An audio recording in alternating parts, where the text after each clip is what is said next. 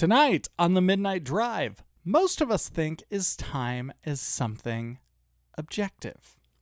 A clock on the wall, a calendar on the refrigerator, a number that moves forward 1 second at a time. But what if our experience of time is far stranger than that? What if an afternoon could become the middle of the night? What if a single hour could feel like a lifetime? What if the people around you seem to appear and disappear without any warning?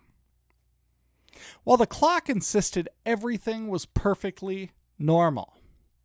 Tonight, we'll begin a journey through memory, perception, aging, and the strange ways human beings experience time when it stops behaving the way we expect. Because sometimes the most mysterious thing in the room isn't a ghost, it's the clock.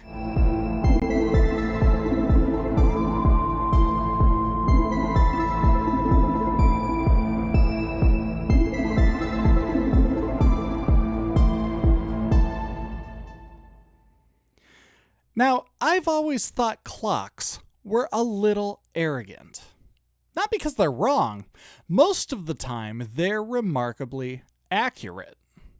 A good clock can tell you exactly how many seconds have passed since you started listening to this episode. It can tell you when to wake up, when to leave for work, when your flight boards, when your favorite restaurant closes. Clocks are very good at measuring time. But I've been increasingly convinced they're terrible at describing it. Because the clock insists every minute is identical. And every human being knows that's nonsense. A minute in line at the DMV is not the same as a minute laughing with a friend.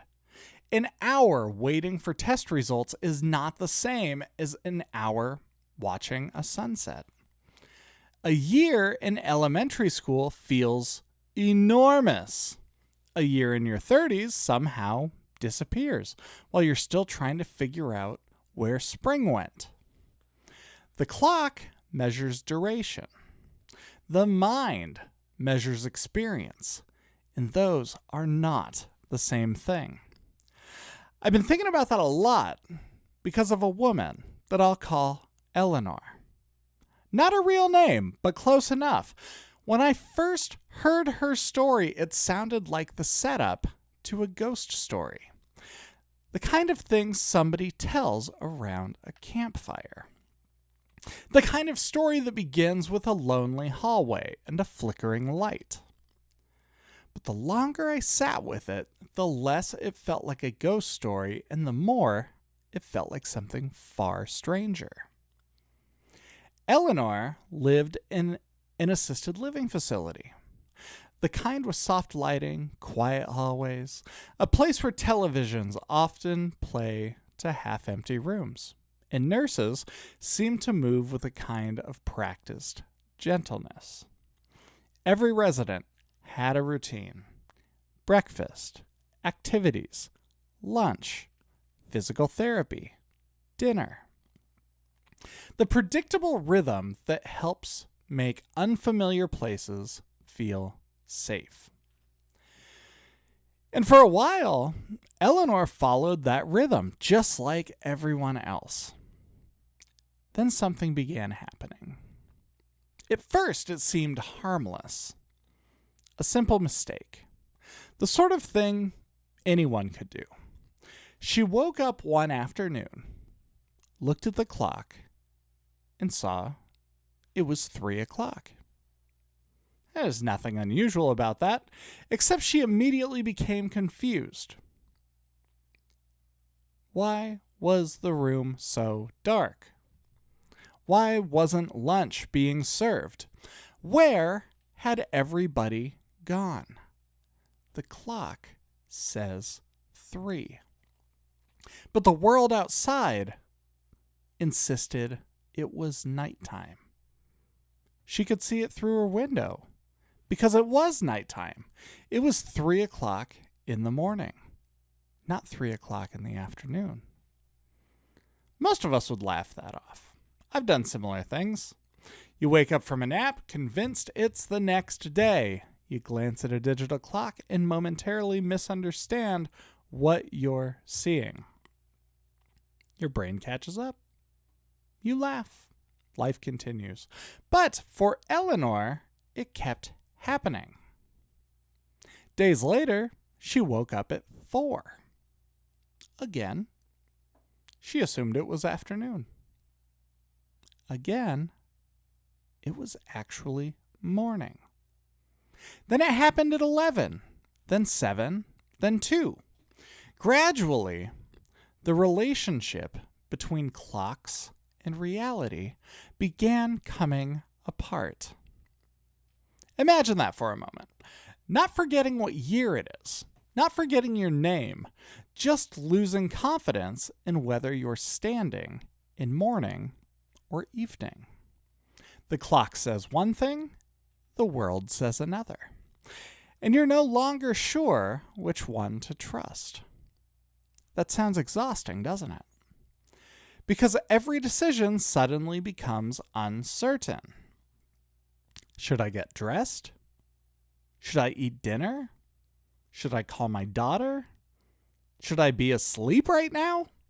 Questions that most of us answer automatically now require investigation. I think that's one reason stories like Eleanor's affect me so deeply. They're close enough to ordinary life that I can imagine myself inside them. I can't easily imagine being chased by a ghost. I can absolutely imagine waking up confused, though. I can imagine the frustration. I can imagine the embarrassment. The growing realization that something fundamental is becoming unreliable. I've noticed that certainty is one of those things we rarely appreciate until it disappears. We wake up and we trust the floor. We trust our memories. We trust that Tuesday will arrive after Monday. We trust that the face in the mirror belongs to us. Most of life is built upon tiny assumptions that function so smoothly that we barely notice them until we don't. Then, one afternoon, Eleanor wandered into a common room. Residents were talking. A television played softly in the background. A nurse stood near the reception desk. Everything seemed normal. Comforting, even. She sat down and closed her eyes. And when she opened them, the room was empty. The TV was off. There was no conversation. There were no residents. There was no nurse. Nothing. Just silence. A few minutes later, people began appearing again, one at a time, as though reality itself were returning from lunch. Now, if this were a horror movie, ominous music would begin playing right about now. But life is rarely that dramatic. Life is usually quieter, more sad, more confusing. Eleanor wasn't terrified, she was bewildered. She kept trying to understand what was happening, trying to force the pieces into a shape that made sense. Because that's what we do as human beings. We're pattern-seeking creatures.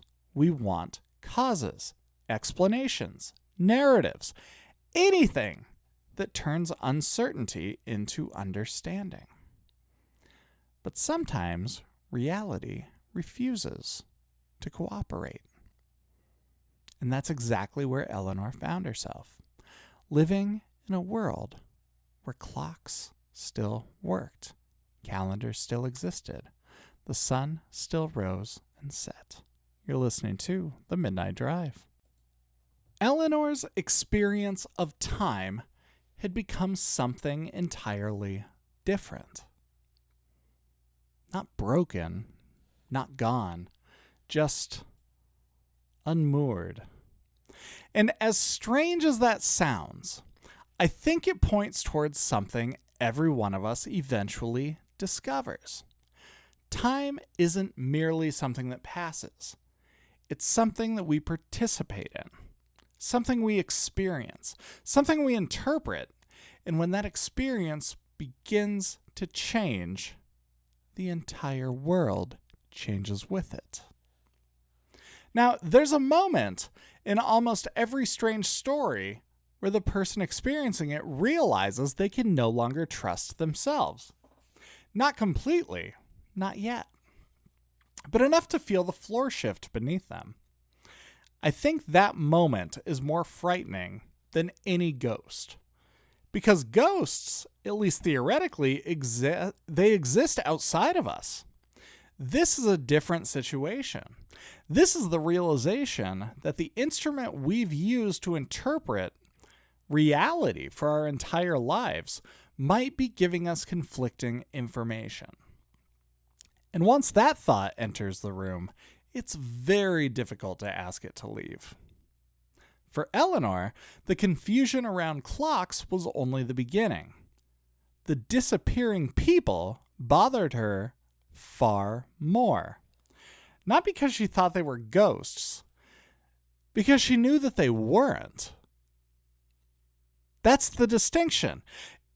If she had believed she was seeing spirits, at least she would have had a story, a framework, an explanation. But instead, she found herself trapped somewhere far less comfortable. She knew the people were real.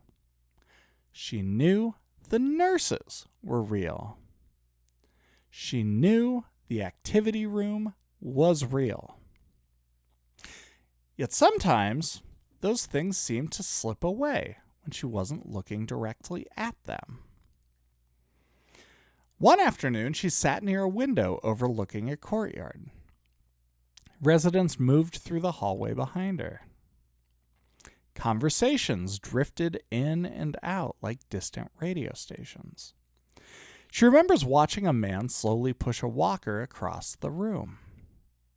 She remembers a volunteer setting magazines onto a table.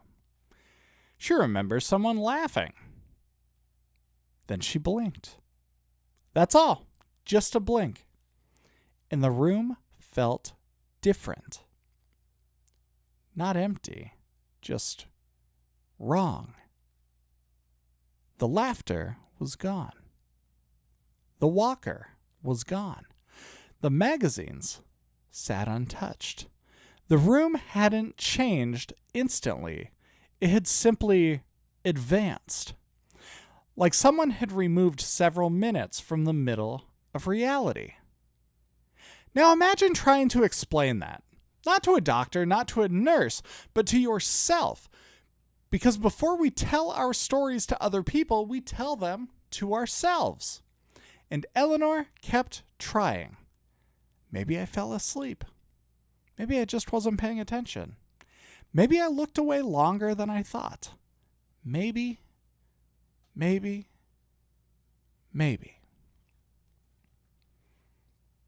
People are remarkably creative when it comes to trying to preserve certainty. We'll invent dozens of explanations before accepting that something fundamental may be changing. I don't mean critically. I think it's survival. Certainty allows us to move through the world efficiently. Imagine if every morning you had to reevaluate whether gravity still worked. You'd never leave the house. So we trust. We trust our senses. We trust our memories. We trust continuity. When you walk into the kitchen, you expect it to remain the kitchen. When you look at a clock, you expect time to behave. Most of the time, those assumptions are rewarded. For Eleanor, they increasingly were not. And here's the part that stays with me. The confusion wasn't constant. That's what made it so difficult. There were beautiful days, perfectly ordinary days. Days where she laughed with the nurses and remembered birthdays and followed conversations without difficulty. Days where the world felt entirely recognizable. Then there were days where morning seemed to arrive twice. Days where dinner felt like breakfast. Days where a room could empty and refill without her understanding how much time had passed. Those moments weren't permanent. They were intermittent, little fractures, tiny disruptions. Because they came and went, they were impossible to predict. I've noticed uncertainty becomes much harder to carry when it arrives without a schedule. If your car always refuses to start on Tuesdays, at least you can prepare. But if it randomly refuses to start whenever it feels like it, every trip becomes a question mark. That's how Eleanor began experiencing time. Not as a river, as weather. Usually calm, occasionally foggy, sometimes impossible to navigate. The more I think about her story, the more convinced I become that we spend our entire lives negotiating an agreement with reality. Most of us just never notice the agreement exists. Reality promises consistency. And we promise trust. It's a remarkably effective arrangement until one side starts behaving differently. Then every ordinary thing suddenly feels extraordinary. A clock becomes mysterious. A hallway becomes uncertain. A conversation becomes very fragile. I think that's why stories involving memory affect me so deeply. Not because they're unusual, because they're universal. Every single person listening right now has forgotten a name they should have remembered. We've all walked into a room and forgotten why. We've lost track of a conversation. We've misplaced our keys. The difference is scale. Eleanor wasn't experiencing something alien. She was experiencing something familiar turned up loud enough to hear. Maybe that's why her story feels less like science fiction and more like a mirror.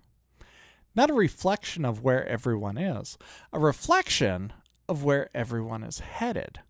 Because time changes all of us eventually. The question isn't whether our relationship with memory will change. The question is how we'll respond when it does. And that's what I keep coming back to. Not fear, but grace. Because the people around Eleanor gradually learned something important. Correcting her was not always helpful. Arguing with confusion rarely solved confusion. Sometimes what mattered wasn't factual accuracy. Sometimes what mattered was companionship. A nurse just sitting beside her. A family member holding her hand. Someone willing to enter her experience rather than drag her back into theirs. I think there's wisdom in that. More wisdom than I think we often realize.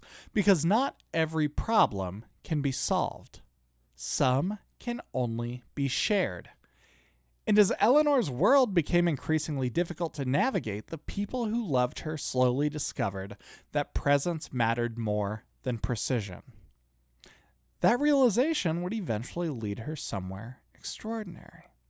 Somewhere beyond clocks, beyond calendars, beyond the distinction between yesterday and tomorrow. But before we get there, we need to talk about a door, because every strange story has one. And Eleanor's was waiting at the end of a hallway. You're listening to The Midnight Drive.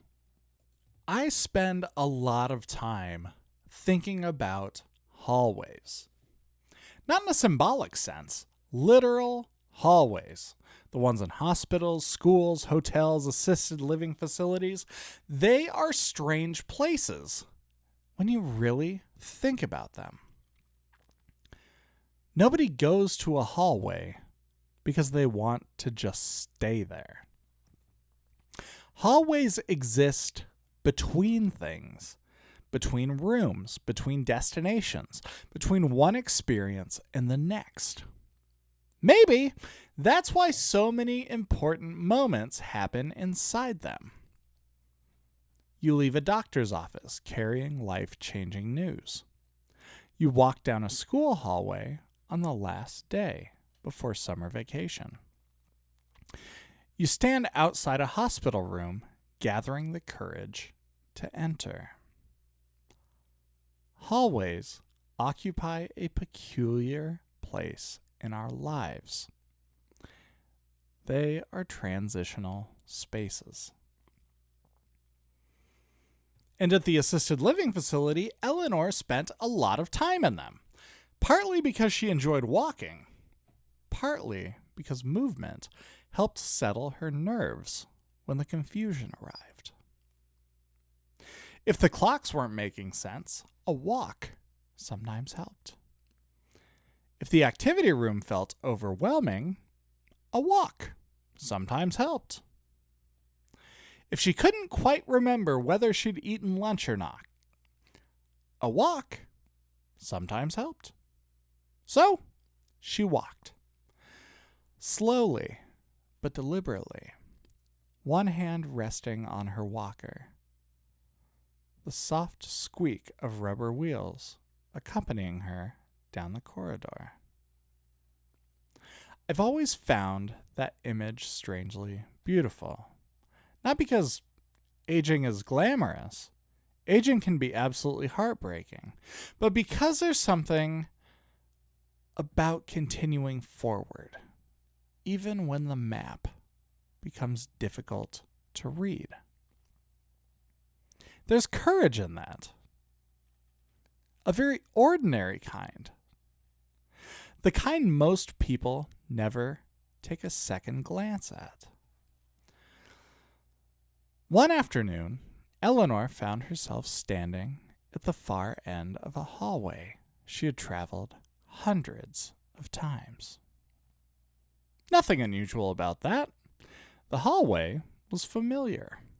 The walls were familiar. The framed artwork was familiar. The door at the end was familiar. At least she thought it was. The facility used the room occasionally for family gatherings and holiday events.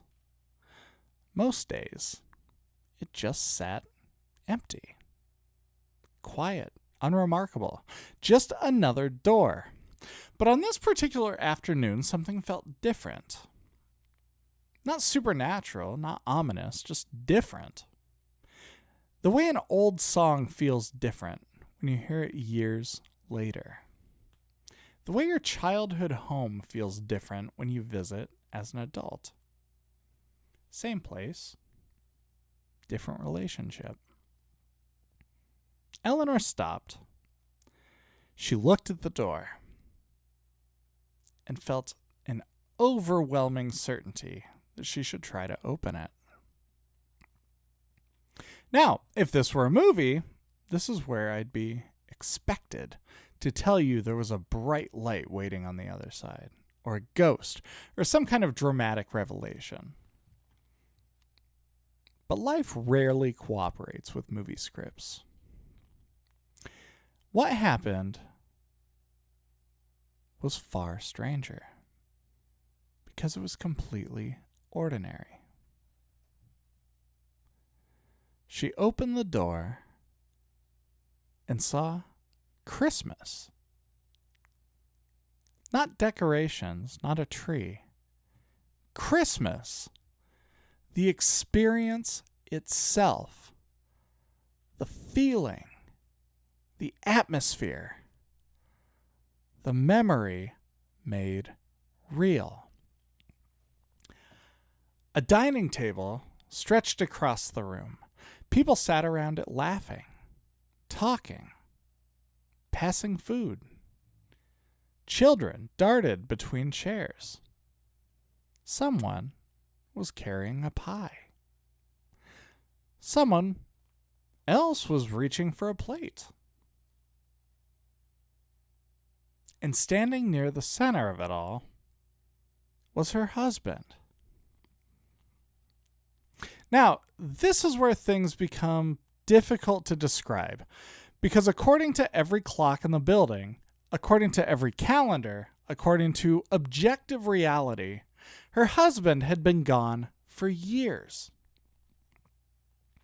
But Eleanor didn't react the way you might expect. She didn't scream. She didn't panic. She didn't question what she was seeing. Because to her, nothing felt wrong. That's the part that stops me. Nothing felt wrong. The room wasn't scary. It was familiar, comfortable, recognizable even, like stepping into a memory that had somehow been waiting patiently for her return. I've wondered about that moment more than any other part of her story, not because I'm trying to determine whether it literally happened, because I'm trying to understand what it reveals. I've spent most of my own life assuming memory works like a filing cabinet. Events happen, the brain stores them, later we retrieve them. Simple, ordinary, neat. The older I get, though, the less convincing that explanation becomes. Memory feels less like storage and more like geography. Places we revisit, roads we travel, rooms that we occasionally wander into without intending to. Maybe that's where certain memories remain vivid, while others fade. Not because they're objectively important, because we keep returning to them. And perhaps Eleanor had spent so many years revisiting that Christmas that the boundary between remembering and experiencing had begun to dissolve. I don't know, and neither does anybody else, but I find that uncertainty oddly comforting, because certainty would require reducing the moment into something smaller. A diagnosis, a symptom, a label. And while those things may be useful, they also feel very incomplete, because they don't fully capture the humanity of what happened. Imagine seeing the person you loved most. Imagine hearing their voice. Imagine feeling, even briefly, that separation no longer exists. Would your first thought really be analysis? Or would it simply be gratitude? That's what strikes me about Eleanor. She wasn't trying to solve the experience. She wasn't building theories. She wasn't asking whether it was real. She was participating in it, accepting it, living inside of it. Maybe there's wisdom in that.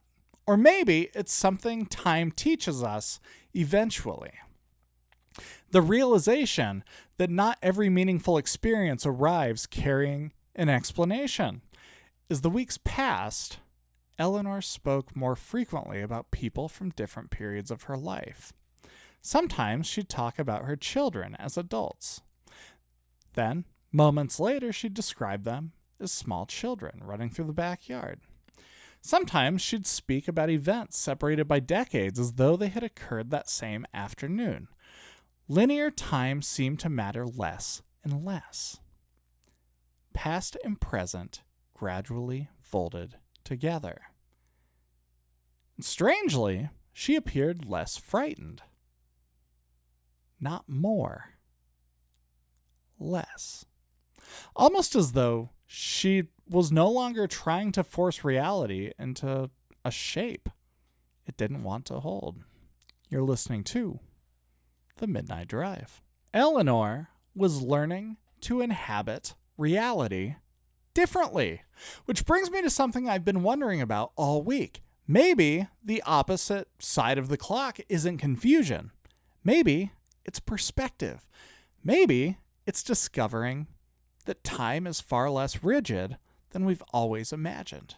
And maybe, just maybe, the elderly understand something the rest of us spend our lives forgetting. That the moments which matter most never really leave. They simply wait for us in another room. See, when I was younger, I thought getting older meant accumulating answers. You learn enough, experience enough, read enough books, make enough mistakes, and eventually life starts making sense. At least that's a sales pitch, right? The reality has been considerably messier. Because the older I get, the more I find myself collecting questions instead. Questions about memory, questions about identity, questions about what it means to live a good life, questions about why certain moments remain crystal clear while entire years seem to disappear. And perhaps most of all, questions about time. This week began with a clock, a simple clock on the wall. The sort of thing we trust without thinking. Yet somehow we ended up somewhere entirely different. Not in a hospital, not in an assisted living facility, not even in a story about aging.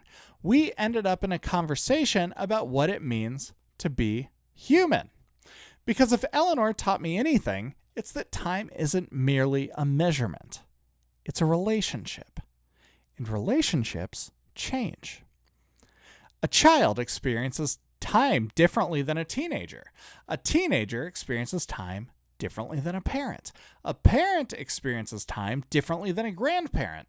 The clock remains exactly the same, but the experience does not. I remember summer vacations as a kid. 3 months felt endless. It was beautiful. The first week alone seemed capable of lasting forever. An afternoon was an event. A year was a lifetime. Nowadays, I'll accidentally discover that it's October and wonder what happened to June. Same planet, same orbit around the sun, but a very different experience. It's strange when you think about it, isn't it? We spend our entire lives assuming time is constant because the measurement is constant. But that's like assuming music and sheet music are identical. They aren't. One is lived and the other is measured. Maybe that's why Eleanor's story affects me so deeply. Because beneath the confusion and the memory loss and the shifting perceptions, there's something profoundly recognizable. Every one of us already experiences multiple versions of time. We just don't notice it. Think about the last time you sat beside somebody that you love. Not scrolling, not multitasking, just talking. An hour disappears. Now, think about sitting in a waiting room awaiting difficult news. 5 minutes suddenly develops geological properties. Time slows to a crawl. Same clock, different universe. I've begun wondering if our lives are less like a timeline and more like a landscape. Certain moments become mountains, others become valleys. Some years flatten into a blur. Others remain visible from decades away. And the longer we live, the larger that landscape becomes. Maybe that's why Eleanor found herself standing in multiple seasons of life at once. The Christmas room wasn't merely a memory. It was a place she'd carried with her for years, a location inside her emotional geography, a place where love still existed, a place where her husband still laughed, a place where children were running through the house, a place where everybody she missed remained alive. I've noticed something about grief. People often talk about moving on, but I don't know if that's quite right, Because most people that I know don't move on. They move forward. There's an important difference there. Moving on implies leaving something behind. Moving forward means carrying it with you. The people we love don't disappear from our lives. They become part of the lens through which we view everything else. And maybe that's why memories remain so powerful. They're not records, they're relationships. And relationships don't always obey calendars. I wonder if that's what Eleanor discovered near the end. Not that time was broken, not that reality was failing, but that the boundary between then and now had become softer, more permeable, less interested in categories. I've heard people describe aging as a process of losing things. And there certainly is a loss, yes. Nobody honest would deny that. But I think there's another side that we rarely discuss. Perspective. The ability to see connections that younger versions of ourselves couldn't see. The realization that a conversation from 30 years ago somehow still shapes decisions today.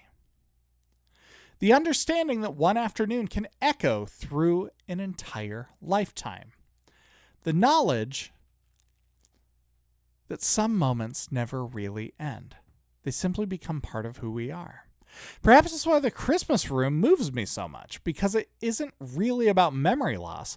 It's about memory's persistence, the stubborn refusal of meaningful experiences to vanish, the extraordinary way love continues shaping us long after circumstances change. The clock says years have passed. The heart occasionally disagrees. And maybe both are telling the truth. There's one final thought I keep returning to. The people who loved Eleanor eventually stopped trying to argue her back into their version of reality. Not because they stopped caring, but because they cared enough to meet her where she was. They learned the presence mattered more than correction. Companionship mattered more than precision. Love mattered more than being right. That's a lesson worth carrying far beyond assisted living facilities. Into marriages, friendships, families, everyday conversations. Sometimes the most compassionate thing we can do isn't win an argument. It's to sit beside someone and listen and share the moment that they're experiencing. Even if it isn't the moment we're experiencing ourselves. I think that's what the story has really been about all along. Not clocks, not aging, not memory. Empathy. The recognition that every person you meet inhabits a slightly different experience of time, a slightly different reality, a slightly different world. And somehow we're all trying to find one another anyways. Maybe that's the miracle of all of this. Not that time behaves strangely, but that human beings continue loving each other through all of it. As for Eleanor, I like to imagine her standing in the Christmas room, listening to familiar laughter, watching people she loved move through familiar light, not worried about what year it is, not worried about what time it is, just present, completely present. Perhaps that's the opposite side of the clock after all. Not confusion, not fear.